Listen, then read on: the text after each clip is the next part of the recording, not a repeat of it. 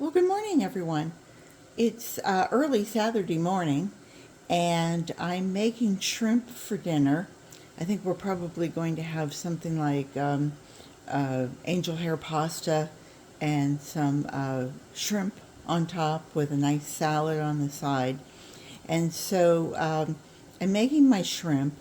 I just made this dish a few days ago, and I wanted to do a little revised and show you really the proper way of doing it, the healthy way of doing it without adding any cross contamination to your dish. So first of all, I've shelled the shrimp, and I'm going to go ahead and put those shrimp shells in the water. This is just water. It's got some herbs, spices added to it. One of my favorites is Spice Island.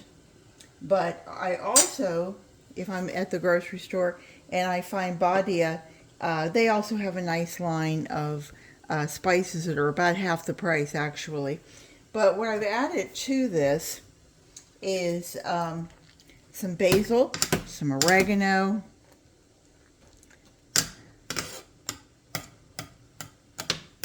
Let me just get these out. They're cooked. And I'm just going to lift that a little bit so I don't boil over. Now, these shrimp shells are going to get used later as worm food. Have I got it all? Yeah, I do. Just a couple of the shells. And I want to add those back in. And I'm going to let that take a second. Go ahead and heat back up. I've got almost a pound of shrimp. And I'm going to go ahead and try and add that in all at one time. It's going to take that water back down under boil. And we're going to let that go. And I would guess a minute, 90 seconds. And then that will be done. I'm going to put that plate over there. Now, I had a viewer mention that she doesn't like putting her cooked shrimp back on the plate that I used the raw. And I had to remember that I normally don't do it that way either. And I even asked Rick, you've watched me do it, and I've watched him do it. Rick was a cook for Disney for a bit, and he was also just in the last several years, but in the early years, Rick did a lot of our family cooking. He was we tease him, we call him the world famous chef. So you can see those are already starting to turn a beautiful pink. Done like this, quick, easy, fast, they will taste like butter. I've used ginger. Lemon peel is a wonderful additive. Of course, the oregano and basil. But the lemon peel or dried orange peel.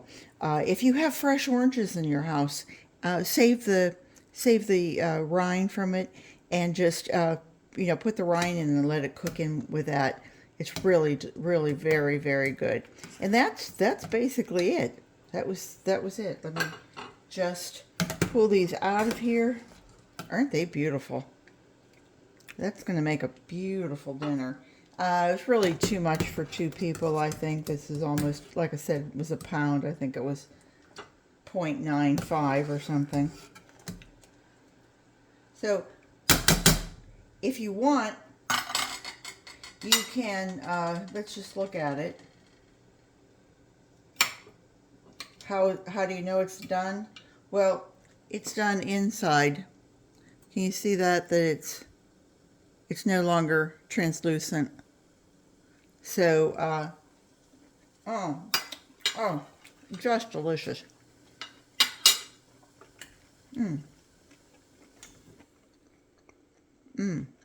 Excuse me. First food of the day and delicious shrimp.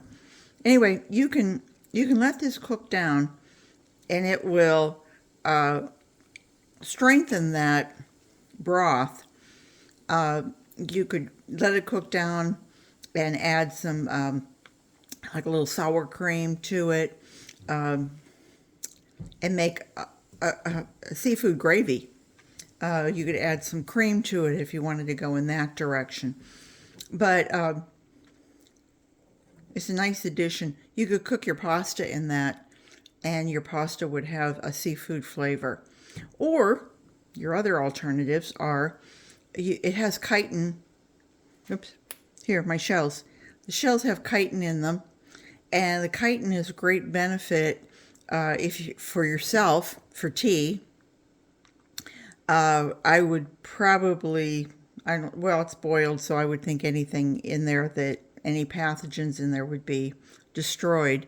But what I do personally, I don't use it as a tea for myself, but I do dry these either on the counter in a pie pan, or if I'm heating the oven, I'll stick them in and go ahead and dry them to the point where I can put them in my either NutriBullet or my coffee grinder, and it'll come out like a pink powder. Very pretty.